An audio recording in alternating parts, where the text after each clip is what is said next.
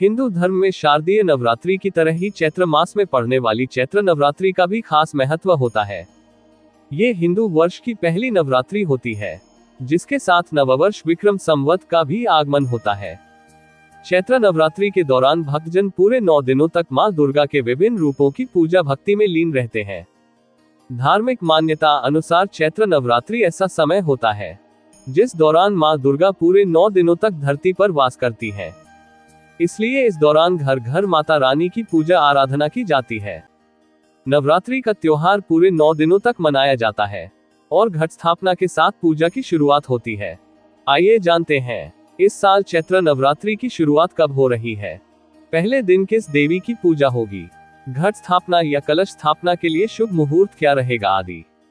इस साल चैत्र नवरात्रि की शुरुआत रविवार 30 मार्च 2025 से हो रही है और इसका समापन रामनवमी के दिन होगा। नवरात्रि के पहले दिन गुड़ी पड़वा का पर्व मनाया जाएगा और हिंदू नववर्ष की शुरुआत भी होगी। नवरात्रि के पहले दिन मां दुर्गा के पहले स्वरूप देवी शैलपुत्री की पूजा का महत्व है।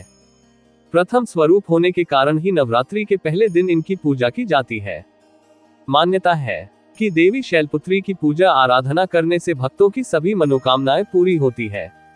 नवरात्रि के पहले दिन कलश स्थापना या घट स्थापना करना बेहद जरूरी होता है। घट स्थापना के बाद ही पूजा की शुरुआत की जाती है। रविवार 30 मार्च 2025 को सुबह 6:30 से 10:22 तक का समय कलश स्थापना के लिए बेहद शुभ रहेगा। इसके अलावा अभिजीत मुहूर्त को भी कलश स्थापना के लिए शुभ माना गया है। इस दिन अभिजीत मुहूर्त दोपहर 12:01 से 12:50 तक रहेगा। घट स्थापना के लिए सबसे पहले शुद्ध मिट्टी में जौ मिला ले।